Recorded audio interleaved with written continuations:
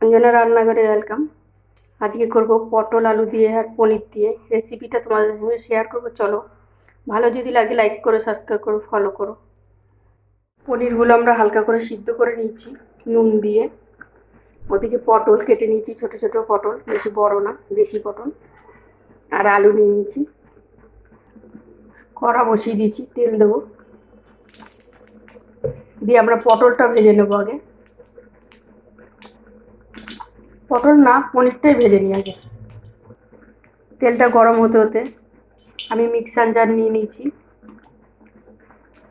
এর মধ্যে দিয়ে দেবো কটা কাঁচা লঙ্কা, একটু আদা কুচানো,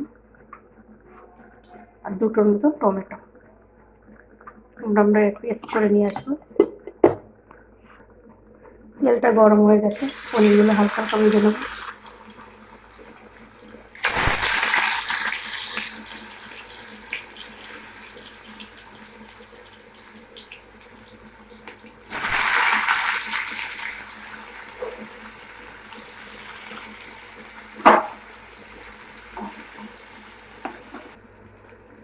পনিরগুলো আমাদের ভাজা হয়ে গেছে, তুলে নেবো।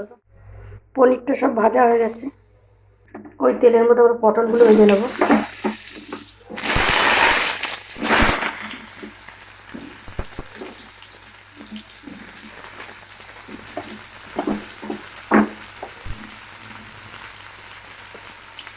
লবণ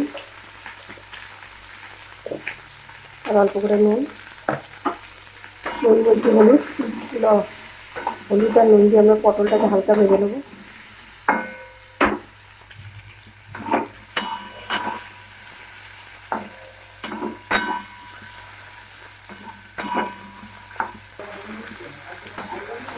পটলটা ভাজা গেছে, নামিয়ে দেবো। পটলগুলো নামিয়ে দিচ্ছি। তেলটা আমাদের একটু জিরে দিয়ে দেবো। জিরাটা ভাজা গেছে, দিয়ে দেবো আলু।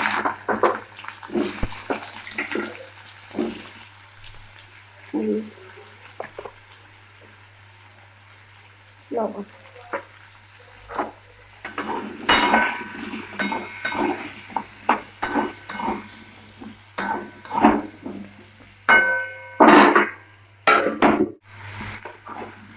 আলুটা আমাদের ভাজা হয়ে গেছে, দিয়ে দেবো বেটে রাখা মশলাটা।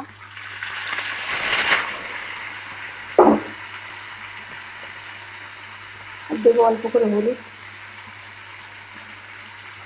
জিরার গুঁড়ো, ধনের গুঁড়ো, স্বাদ অনুসার লবণ। দিয়ে রাখা মিক্সারের জলটা একটু আমরা বেশিই দেবো, কেন পটলটা আমাদের ভাজা হয়ে গেছে ভালো করে। আলুটা যেন এটাতেই সিদ্ধ হয়ে যাবে, এই জন্য একটু জলটা দেবো। দিয়ে দেবো ঢাকা।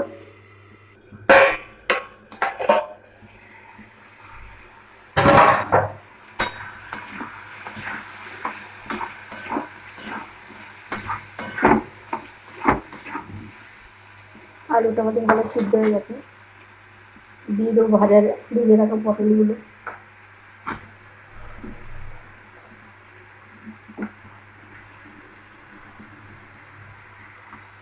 পটলটা দিয়ে আমরা একটু কষিয়ে নেব। এখন আর ঢাকা দেওয়ার প্রয়োজন নেই আমাদের।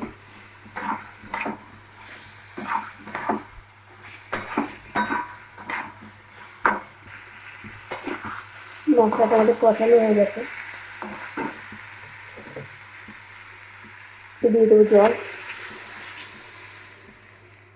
আলুটা সিদ্ধ করেছি, সেই জন্য জলটা বুঝিয়ে দিতে হবে।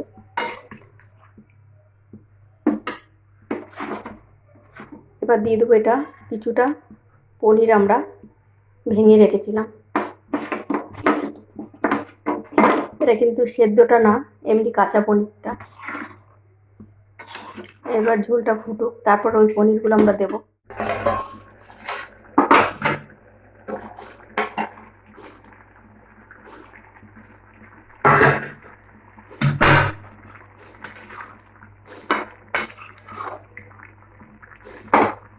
এবার দিয়ে দেবো ভেজে রাখা পনিরগুলো।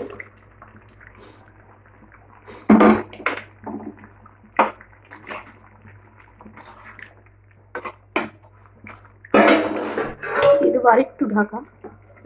কিন্তু গ্যাসটা কমিয়ে দেবো আমরা। আমাদের পনিরটা কমপ্লিট করা, নামিয়ে নেবো এবার।